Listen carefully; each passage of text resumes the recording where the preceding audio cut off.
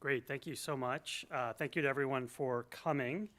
It's great to be back physically in person, finally. Um, Welcome to this evening's program at the Commonwealth Club of California. I'm pleased to be here on stage in the beautiful headquarters. This is a place I like to call a temple to ideas, to welcome both our in-person and online audiences for tonight's program.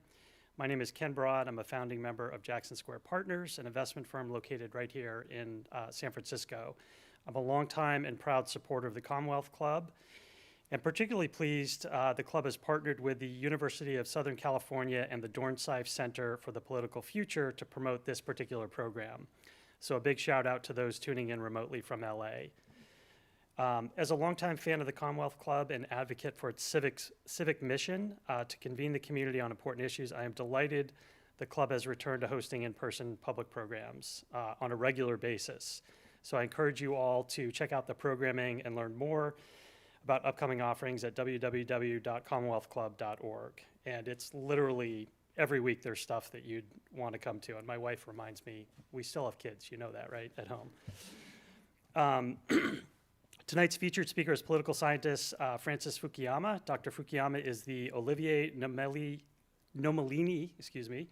Senior Fellow at Stanford University's Freeman Spogli Institute for International Studies and a faculty member at the FSI Center for Democracy, Development, and the Rule of Law. He is also director of Stanford's Ford Dorsey Masters in International Policy.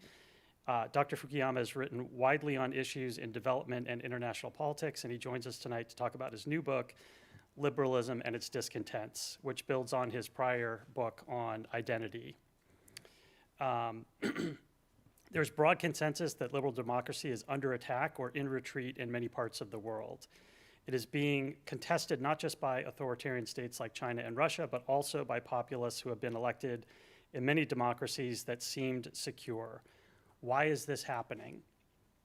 What has the combination of unbridled neoliberalism, identitarian politics, and social media wrought?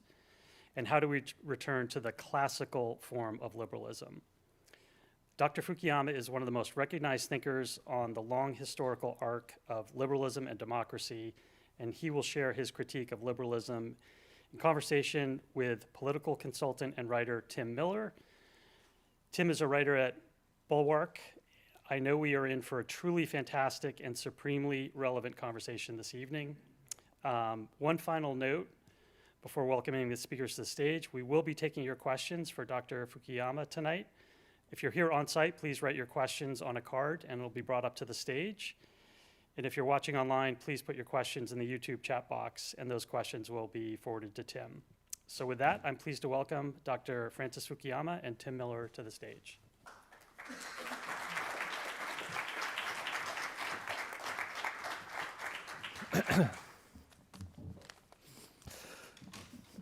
Hey everybody, it's so good to be with you in person. I missed the week-to-weeks here at the Commonwealth Club and seeing everybody. It is really nice to be back. Thanks to Ken for his support of this conversation. My name's Tim Miller. I'm a writer for The Bulwark, as Ken mentioned. I also have a book coming out, Why We Did It, about why people who knew better went along with Trump. It's pre-order now, just saying. I don't know that it's up to the level of the book that we're going to be speaking about tonight, but I think you'll enjoy it. I am so excited and honored to be able to moderate this conversation with Frank, who I've long admired, and I appreciated the opportunity to read this book to kind of refresh my memory about some of the political science and political philosophy classes that I may or may not have skipped while I was at George Washington University, and so I feel very prepared for this. It's extremely timely. And I'm excited to be here with you. Well, great to be here. I just wanted to point out I'm wearing a Ukrainian baseball cap with the Ukrainian trident. I'm now going to take it off, although I realize that it's actually quite helpful in shielding me from those bright lights. But just in politeness to the Commonwealth Club, And I had just purchased a Slava Ukraine sweatshirt, which I would have worn had you told me that to be in theme tonight, but also very relevant. I want to get to Ukraine and some politics at the end. Just one more reminder, if you have questions, If you don't like my questions, write them on the cards, and I'm happy to take some advice from our esteemed audience. I want to start first. The book is Liberalism and Its Discontents. So I would like to start the conversation by defining our term, specifically liberalism as a, for those of you that don't know, I'm a kind of former never Trump Republican type. So as a college Republican growing up, liberal was a dirty word for me. You know, it meant all of these San Francisco tax hiking tree huggers. And then as I've come to read your book over the past 24 hours, I was like, actually, I think liberalism is the opposite of a dirty word. Turns out I might be a liberal, but over in Europe, obviously an opposite definition. So when we talk about the discontents of liberalism, what are you talking about specifically? Sure. No, that's very important because I definitely don't mean it in that American sense. I mean it in the sense of the doctrine that really got its start in the middle of the 17th century after the European wars of religion. At that point, Europeans had been killing each other for about 150 years over whether they were Protestant or Catholic or what sect of Protestantism. And at that point, a number of thinkers said, well, maybe we shouldn't actually be killing ourselves over, you know, these concepts of the good life and lower the horizons of politics to life itself and to protect, you know, each citizen in their, you know, personal security and agree to disagree. And, you know, that's a doctrine that is associated with certain institutions, the most important of which is a rule of law. These are rules that protect individuals from state power and limit, you know, what executive authorities can do through constitutional checks and balances. And it, you know, is really designed to enable individuals to exercise choice, moral choice, autonomy. You know, that's what gives them dignity. Liberalism says we're all equal human beings universally, because we do have this capacity for moral choice, and that's really what the government needs to protect.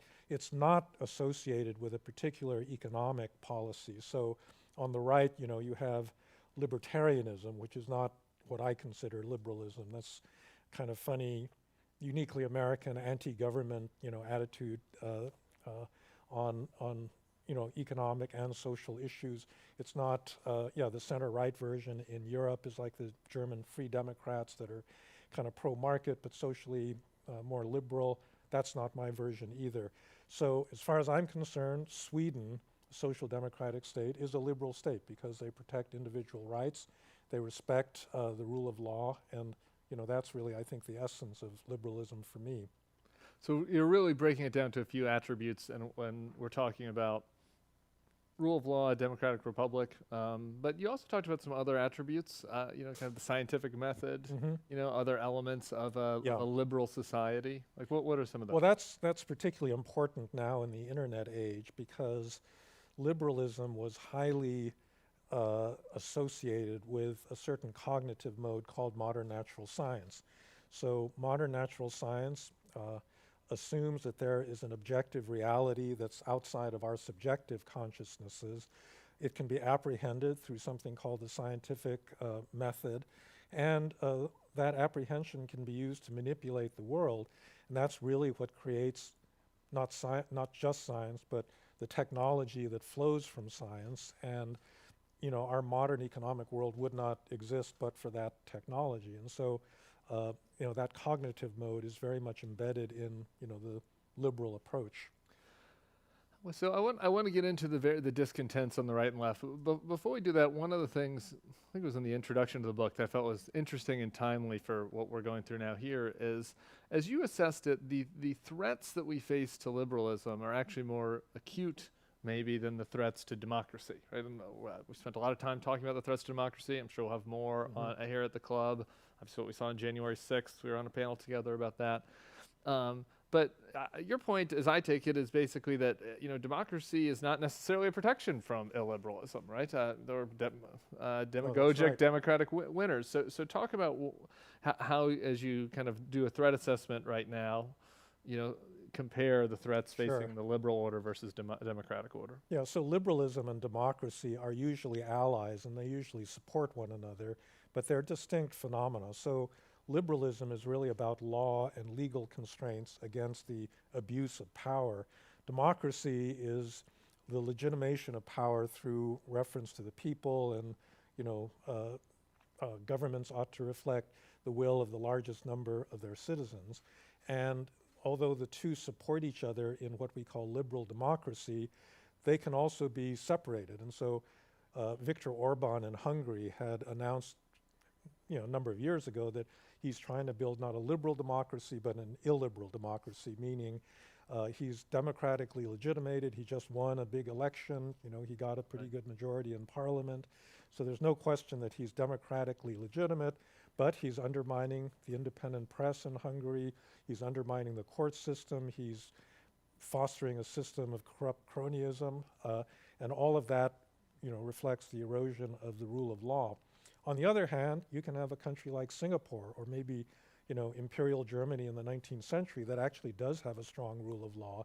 They respect property rights and permit individual freedoms, but they're not democratic. They don't hold elections. I think that the reason I wrote about liberalism being under threat rather than democracy is that these days almost nobody contests the principle of democracy, that the people's will should be sovereign. Even the Chinese. Even Putin Even claims Putin to be democratic. I mean, he pays homage, hypocritically to democracy by holding, fake elections, but he still holds them. And the Chinese Communist Party say they represent the true democracy because they're really representing the will of the Chinese people. But people don't like liberalism in the first instance, and they attack those legal constraints. That's what every populist in the world, Modi in India, Orban in Hungary, Erdogan in Turkey, and our Donald Trump here in the United States, all get elected, and the first thing they do with that mandate is to try to undermine the rule of law. And that's why I think that it's really liberalism that's the first victim. Now, once you undermine the rule of law, then you can go after democracy, Right. which is what you're now seeing, in Hungary itself. There's a lot of gerrymandering. In our country, something similar is going to happen. If federal judges are not going to stand in the way of election manipulation, then, Republicans are going to manipulate elections.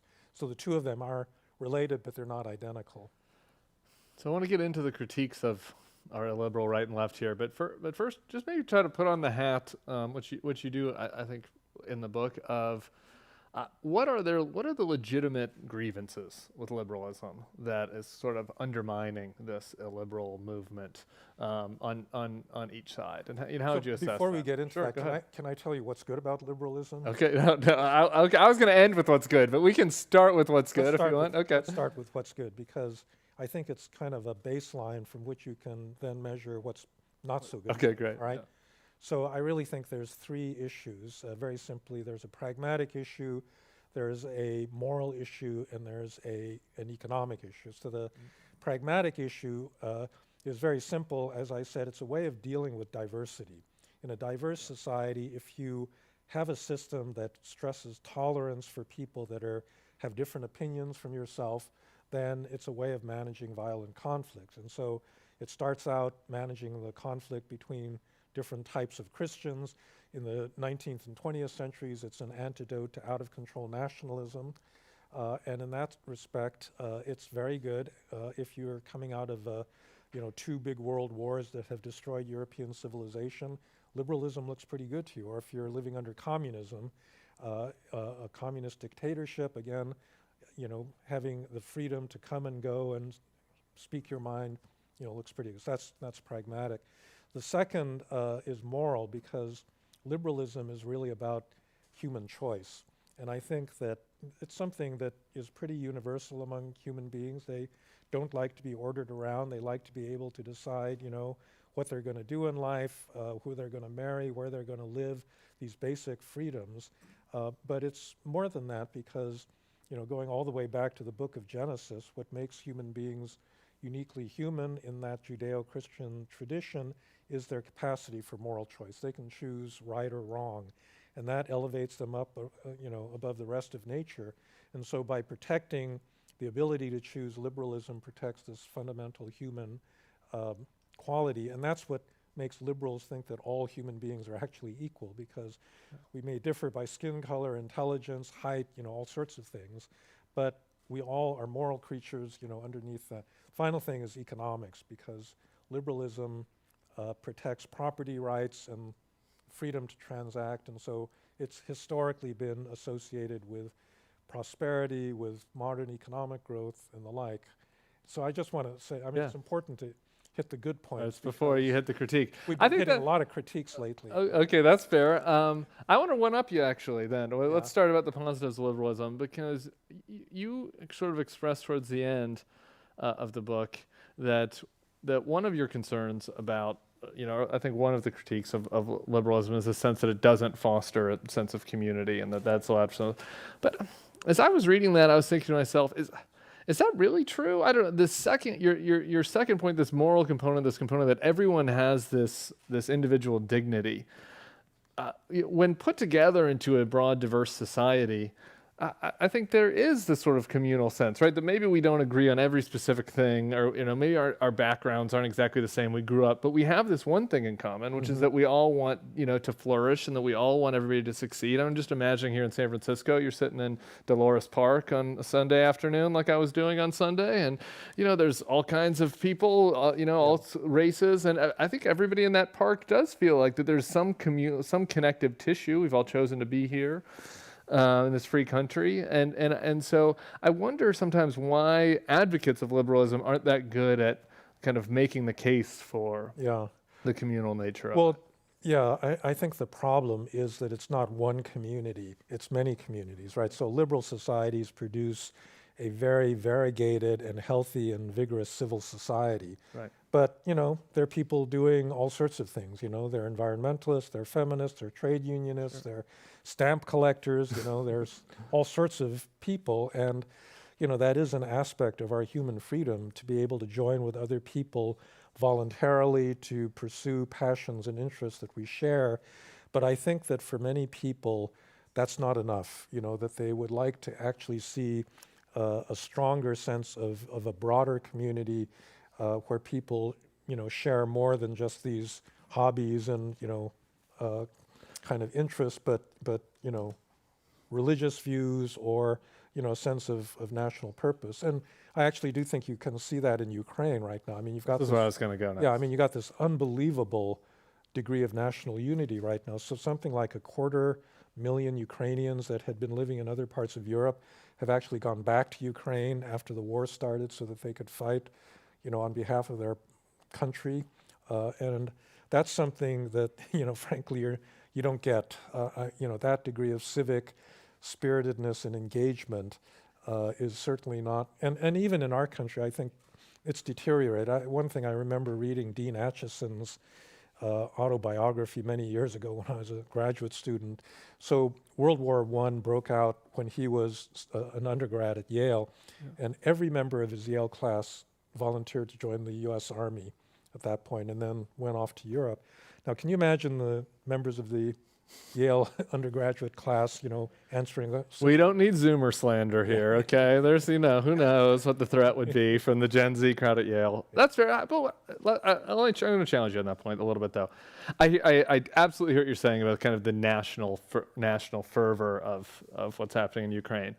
But I think that there has been a sort of reanimation of kind of a pan-Western, sort of unity and behind Ukraine, and you see this across Europe. Obviously, in some of the countries closer to Ukraine, there's a security element. But in France, I don't think that they're that concerned that Russia's going to march across Europe, and you I think saw the rejection of the nationalist wing there. I think in large part, I think Ukraine played a big part of that in the recent French election. Here in America, just kind of speaking to my peer group, I see a lot of people who are like, they want to volunteer, they want to contribute, they want to help. Maybe they're not flying to Ukraine to pick up, but there is this sort of sense that we might not share this nationalist or religious connection with Ukraine, but we do share something. It's this connection of a free people, and No, that's absolutely right. No, in that respect, I think Ukraine has been really useful in reminding another generation that there are these kind of higher ideals that can bind a country together. So I want to make something really clear. I'm not in favor of national identity, just any old kind of national identity, right? The Hungarian kind or the Russian kind is really toxic because it is, exclusive, aggressive, intolerant, right? So if you're going to have a national identity, I think it really has to be a national identity built around liberal values. And so we have to take pride in the fact that we're a free people. That's what Americans used to say about themselves, we're a free people and we're proud of that freedom and we're willing to fight for it.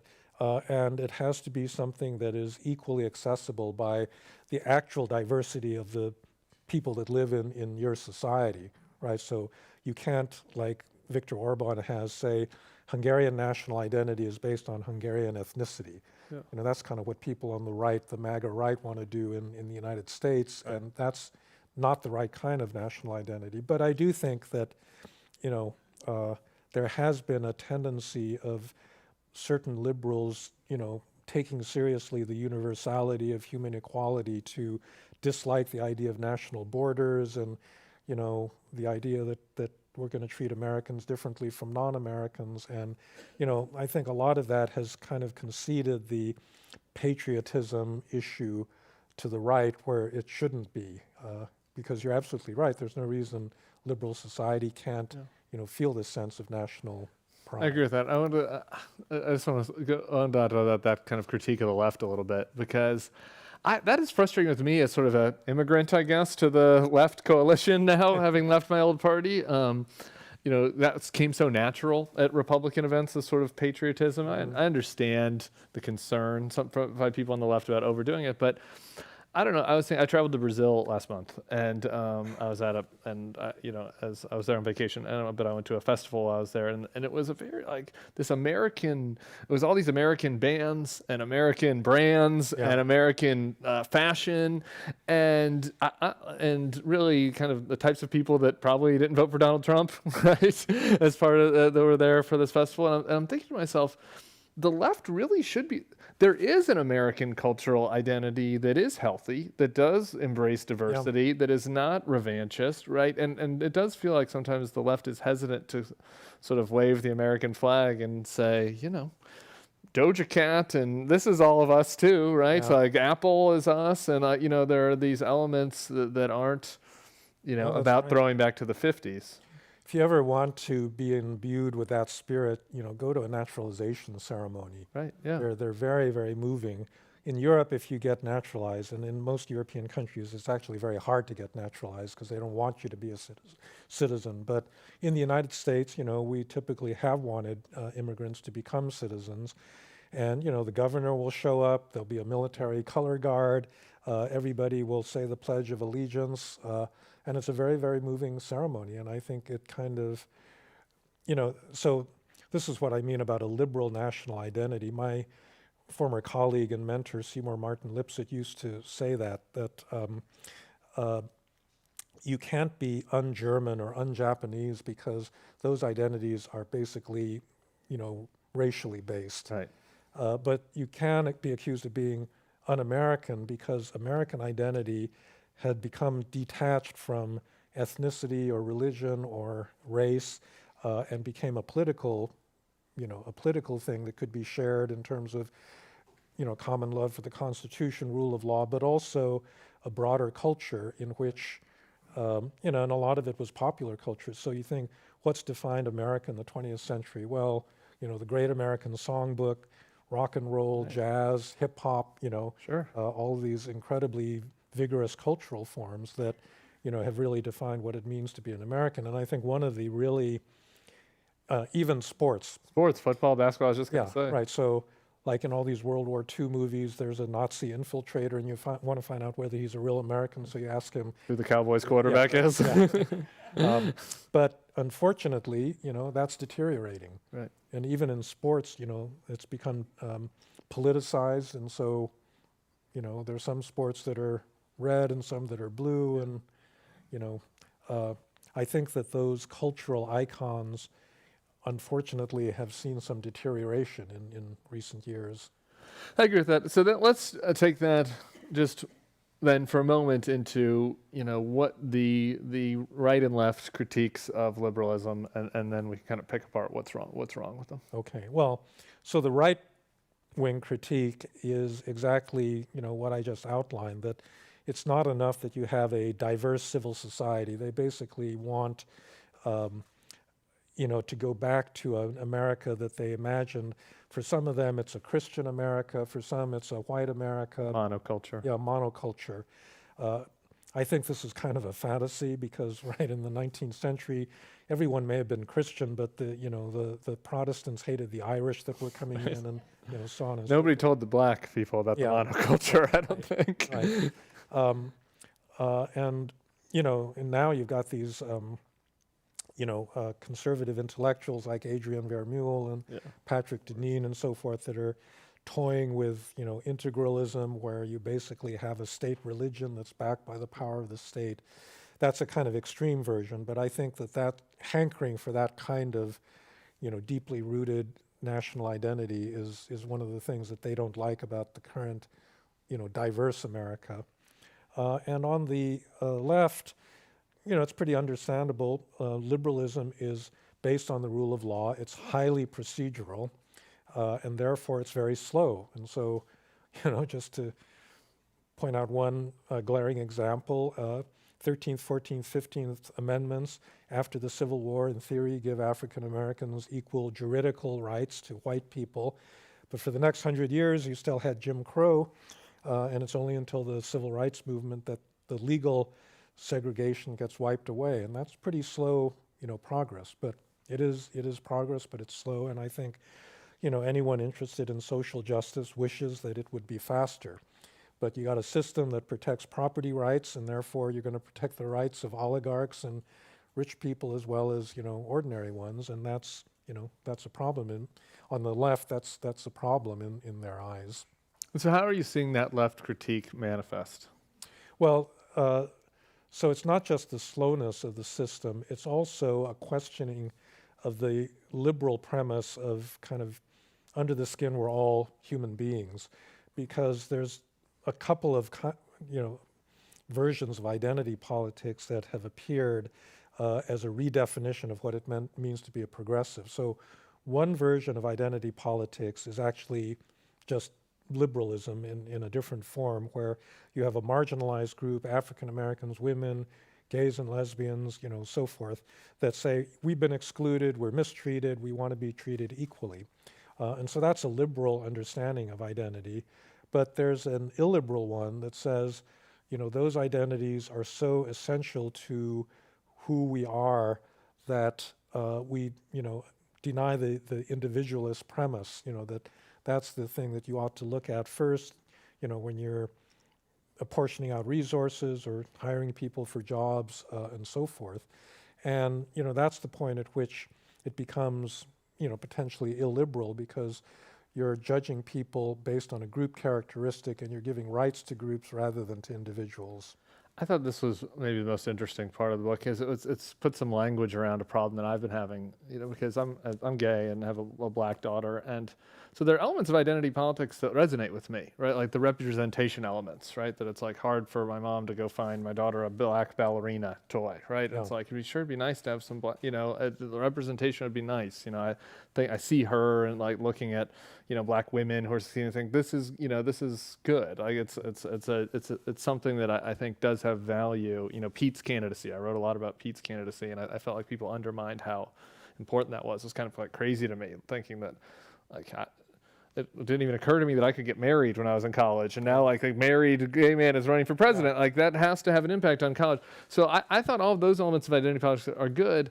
Well, at the same time, there's this obvious pernicious element to identity, to identitarian politics, that I think is causing some of the right-wing backlash. And how do you kind of navigate that line? Well, so this is kind of the larger theme. So you asked me what's wrong with liberalism. So we're finally getting to that. And I think that, it's not liberalism as a theory itself, but interpretations of liberalism that have been carried to extremes. And, one of them on the right has been the evolution of liberalism into what's called neoliberalism. The market is good, so 10 times as much market is going to be 10 times better, and the state is an obstacle to, markets working efficiently, so let's get rid of the state. I mean, that's one of the things that's led to the kind of inequality in the United States. But on the left, you have a similar evolution where you say, well, autonomy is a good thing. Basically, all of us want to be free agents and want to be respected for that. But, under the certain liberal thinkers want to carry that to say autonomy is, is the be-all and end-all of human life, and it doesn't matter what you choose as long as you've chosen it. So it's not just your ability to follow the rules as established by a religion or culture, but you get to make up the rules, yourself, and that, in a way, undermines every existing moral tradition that people have, and people actually don't want to be completely autonomous free agents that can, like Nietzsche, Zarathustra, just make up a new moral order. They actually want to live their lives according to orders that have been existent before them, that their ancestors practiced, and so forth. And there's a version of liberalism that says no, you have to start from zero. You get to decide everything.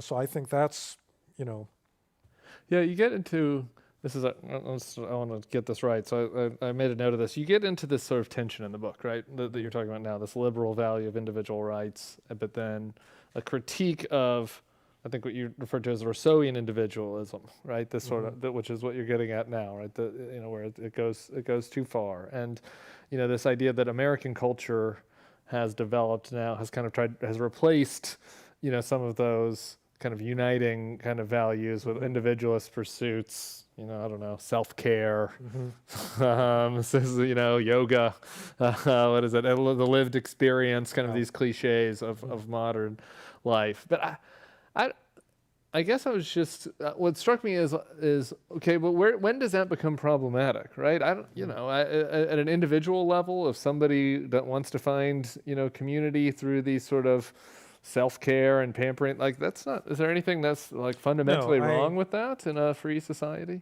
I don't think there's. It is just an aspect in a way of liberal choice. Right. Where it does become dangerous, I think, is when it becomes a matter of public policy and a kind of formal way of distinguishing groups. And so, if you think of a liberal society not as a collection of free individuals, but a collection of, sort of closed groups that are competing with one another, that becomes a very, problematic sort of society. And we have a lot of examples of that around the world. Political scientists call it consociationalism. As we speak, Lebanon is melting down because it's a very diverse society, but in Lebanon, you don't act as an individual, you act as a member of a particular, sect, and all the political positions are given out based on which sect, the Speaker of the Parliament, the President, they're all given to different people. That's a very, very extreme example. But I think that to the extent that you can maintain a liberal order that is based on individuals rather than on formally recognized group rights, that's a better way to proceed. Again, if you have questions in the audience, you can write them on note cards for on YouTube. You can put them in the comment section. I want to do a little bit more on the philosophy here. We're going to get into politics at the end. So if you have questions about Rawls, now's a good time to get those up here. I want to backtrack a little bit to your neoliberal critique, which kind of caught me off guard, I guess, in the book. Just how I think that you argued how central it was to the backlash to the discontents, to the liberal order. You said at one point there was an intellectual capture of economists by big business. And the income inequality and various elements of neoliberalism has brought about this backlash. So because I think that a lot of people, I sort of put classical liberalism and the sort of free market neoliberalism viewpoint as hand in hand, and I guess you were sort of arguing that they've been in conflict, I guess, or actually almost undermining it rather than conflict. Well, I think if you only have a liberal society, it's probably not sustainable if you don't connect it to democracy in some way. And by democracy, I actually mean you have to equalize outcomes to some extent, because if the inequalities become too extreme, the whole system loses legitimacy. And I think, liberal societies have saved themselves by allying to democracy and doing a certain amount of redistribution. But you know, in the 1980s and 1990s, that fell out of fashion. There were a lot of attempts to cut back the state, to cut back regulation. And if you want to trace, I mean, just a clear, you know, line, you look at the deregulation of the financial sector. I mean, of all the parts of a modern, you know, late capitalist society, the one part that absolutely has to be regulated is the financial sector. But, you know, under the influence of neoliberal ideas, those regulations were taken off, beginning in the late 80s and then culminating in the late 90s. And that led directly to the financial crisis in 2008. The banks were allowed to take these really, you know, enormous risks. And millions of Americans lost their homes in the subprime mortgage crisis. And if you look at the people that created this system, you know, they did fine. You know, a year or two of turmoil, and they're back to being on top of the world, masters of the universe, and so forth. And so I think you can see, you know, the anger at the way that those elites had managed the system, and it was a justified anger, I think. Okay, so this is your critique of the neoliberal order. We have an audience question here. I'm going to ask you to put your hat on the other side, which is to defend liberalism in the heart of an economic question.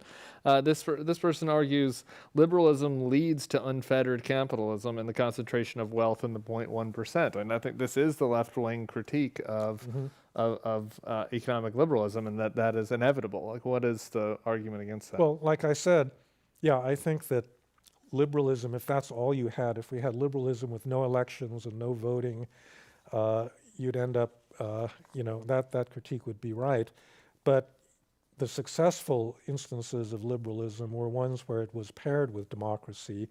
And, you know, beginning in Bismarck's Germany, but certainly at the beginning of the 20th century, most democracies actually began putting in social protections of various sorts, welfare states that guarded people against some of the extremes of market capitalism.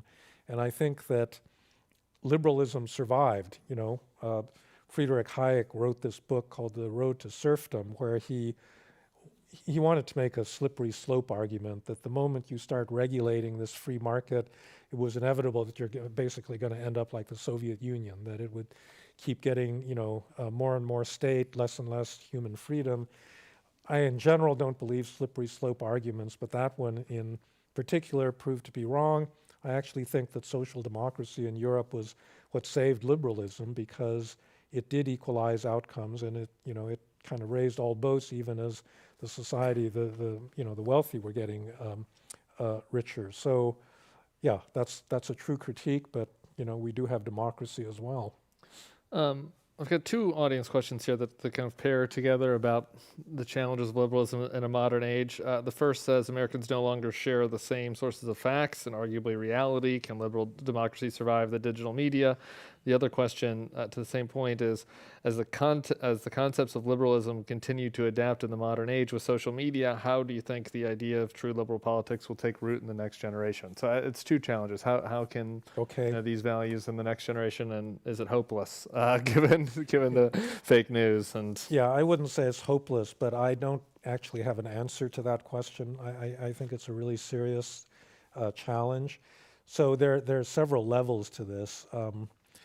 You know, one of the chapters in my book talks about the decline of this, what I said was a cognitive mode closely associated with liberalism, which is modern science. And in my view, that critique actually begins on the left. You know, I actually studied with these people when I was young and foolish. I spent, you know, a better part of a year in Paris studying with Jacques Derrida and these post-structuralists. But there's a line that goes from structuralism to post-structuralism to postmodernism to different versions of critical theory, a lot of which is a critique of, you know, science. It's a belief in a certain kind of subjectivism, and it kind of culminates in the work of Michel Foucault, who, you know, very brilliantly makes a critique of science in which he says there are these, you know, categories that use scientific language about incarceration, homosexuality, mental illness, that actually are not scientific. They're simply using that language to manipulate you. These are elites that are using the language to manipulate you, and what he called biopower permeates, the whole of society. And I think a lot of the sensitivity to language that is at the core of political correctness really comes from Foucault, because he said that it's really language that is used by these elites to do this. And so, in my view, he was really one of the original conspiracy theorists, that he actually said that science in many respects was a conspiracy that was manipulating ordinary people. And now that has drifted over to the right, where the whole critique during COVID was of the public health establishment. And you hear these Foucaultian strains that these people are not, they claim to be scientists, but they're really elites that are using science to manipulate you because all they care about is power. So you take that view of science and you combine it with the internet, and you've got a big meltdown, right? Because the internet at least had these filters where there were certain standards for verification, legacy media, in the science community, in the legal community, in criminal law. You couldn't just say anything you wanted, but with the internet, anyone can say anything they want. So you go on the internet and say, "Are vaccines safe?" and you'll get 10,000 hits saying, no, that's completely wrong. That's, they're pulling the wool over your eyes. And how you get out of it is, it's a question. We actually have a new center in my institute, a cyber policy center, and so people have been trying to wrestle with this for the last several years, and I don't think that there's a good answer to this. Me neither, but I'm not here to give my dark thoughts. I want to move to the right and the concerns about the right, but just one more thing on the left, since you mentioned that. And I think the kind of Foucaultian mindset sort of led us here on the critical to where we ended up on critical theory. We have this question, which is, what is the most charitable construction that can be given to claims such as math is inherently racist? And I think that you see this criticism from the critical left, right, which is all manner of liberal values, all manner of things that you've been talking about, not just math, but the scientific method, that they're Western, they have this inherent racist element of them. What is the response to that critique, and what is the most that takes their critique seriously? Well, in this book, I actually tried to be fair to critical theory, and so I actually go over several, especially the early writers like Charles Mills or Carol Pateman, so forth, were actually steeped in Western political theory, and they understood it well, and they make serious charges against liberalism, which I don't think are right, but they're serious people. The problem is that you get these Robin DiAngelos and Ibrahim Kendis that have a kind of cartoonish version of this, where you say that, in fact, we had a presentation at a seminar at Stanford where some woman was saying, she was critiquing racist Western epistemology. I mean, Descartes is somehow an instrument of white power, it's just completely nonsensical sort of thing. But so there's no charitable account of some of these, latecomers that really turn it into a caricature of itself. But there is something to the earlier critical theorists that said there are many ways in which, existing institutions and structures appear to be liberal and open and tolerant, but they really do, hide a more covert form of power that keeps certain people in positions of power. And, I think you can probably identify a number of them in criminal justice and, a lot of domains of life. And so that part of it, I think, is okay. Where it goes wrong is where it attacks the principles of liberalism itself. It attacks, freedom of speech, due process, the premise that, there's a basic moral equality to people. Those are the points in which, I think it veers off into something that I certainly am not going to defend. For sure. So let's now kind of level set, because I want to get into the right illiberalism, which seems more acute to me. But for you, when you look at those threats, and if we say, if we're defining the threat of the liberal left being kind of the critical theory, the right being this sort of Trumpist, in its in a raw sense, and maybe in a more scholarly sense, the Vermeule integralist theory. Like what do you if we're doing a threat assessment, Yeah. of the next whatever quarter century? How do you look at those two different strains of liberalism? Well, to me, there's absolutely no question that the threat, the clear and present danger is coming from the right. And it'll come in the 2024 presidential election. I was just listening to Bill Kristol's latest podcast with Judge Ludwig.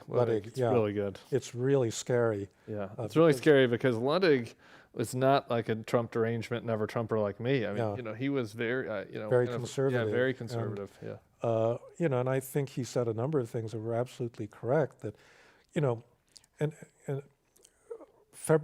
January 6th was not a spontaneous rally that just got out of hand. That's the way I thought about it initially when I was watching it on TV. But now we've learned through the January 6th Commission that it was planned very carefully, that, that Trump was behind all of it, and that basically a lot of Republicans want to be able to repeat it, making use of this Electoral Count Act of 1887, this very defective law, in such a way that they can substitute their will for the will of the people in a future election.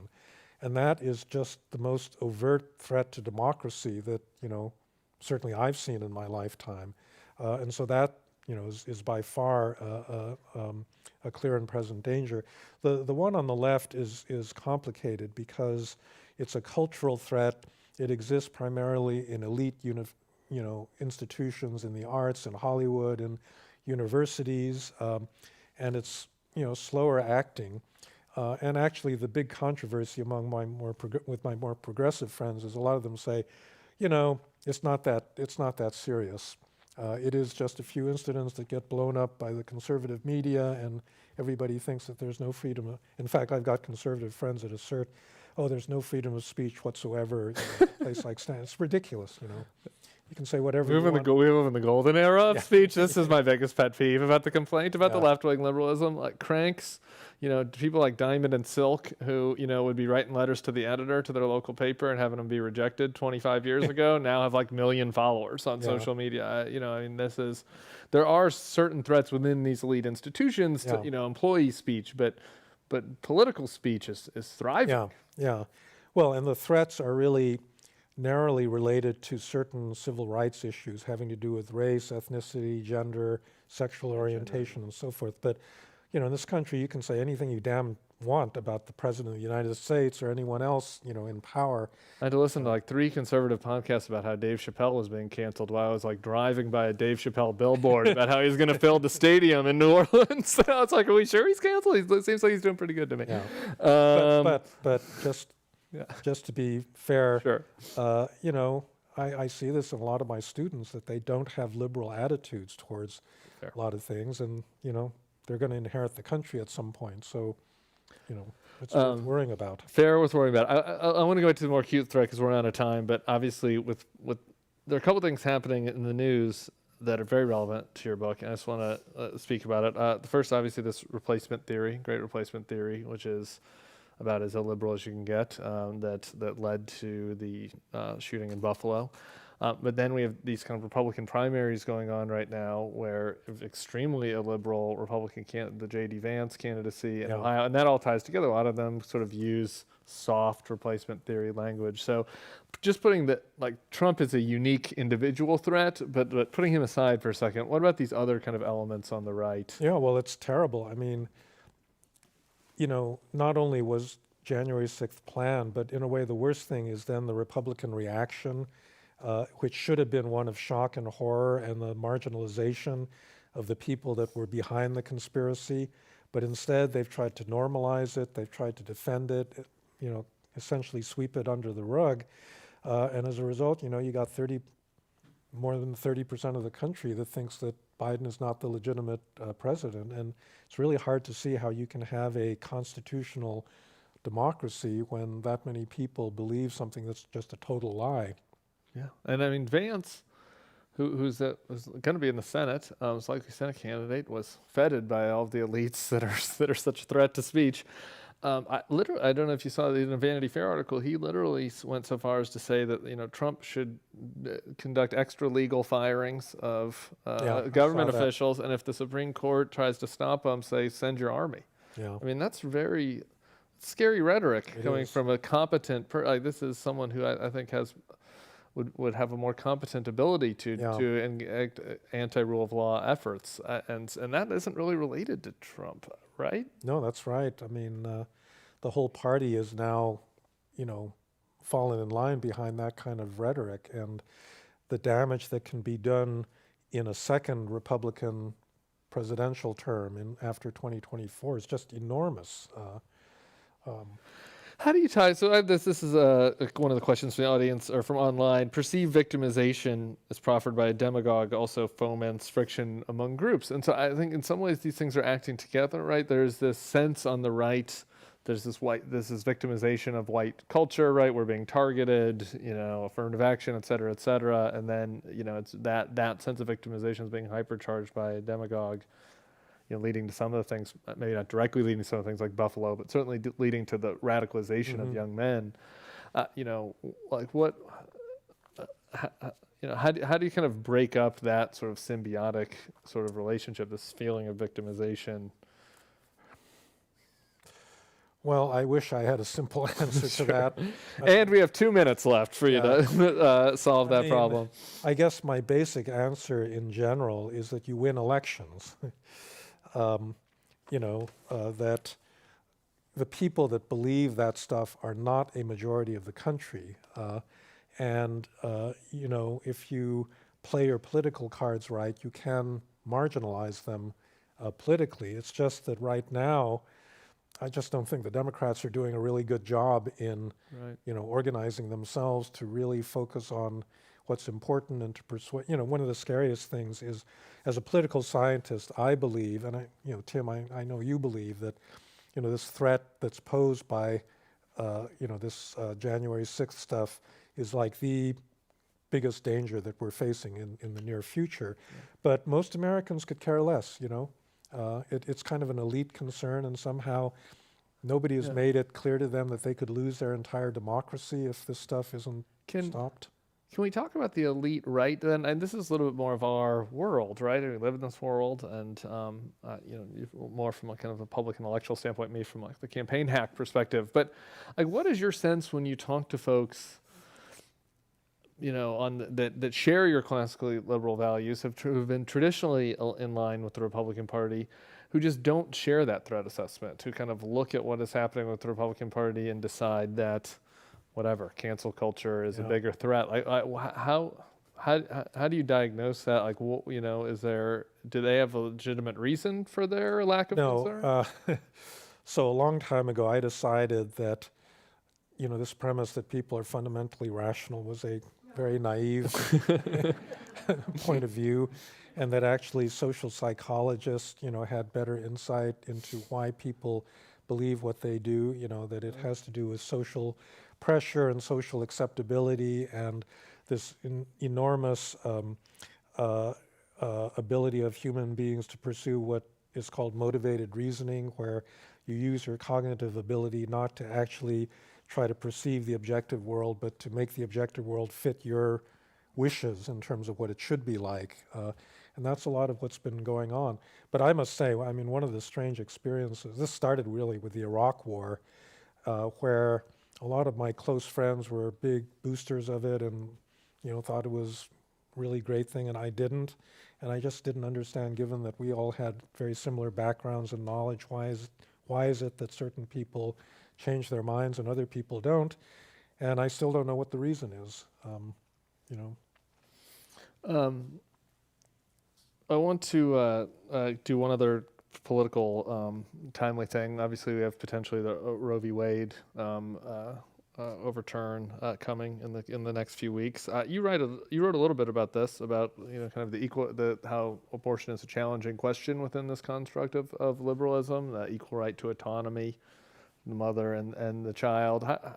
What is your kind of sense for how people that want to espouse classically liberal values but maybe have differing specific views about the origin of life. Like how can we as a group here at the Commonwealth like kind of navigate those differences in a liberal way, and like what's your sense for what's coming?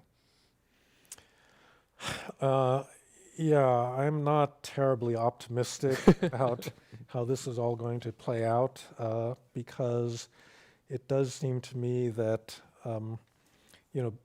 because of the way this issue has been politicized and has politicized the judicial system, I don't think that you're going to get satisfactory answers coming out of that. I mean, there was a time when you might have hoped that the judiciary had, maintained enough independence that people would actually listen to reasoned arguments. I think it's been long since, so again, I think this is... There was a classically liberal argument, right, on the right for a while that overturning Roe v. Wade would lead to this sort of, how a liberal democracy is supposed to work, right, where there is, federalism and you find common ground and, certain limits.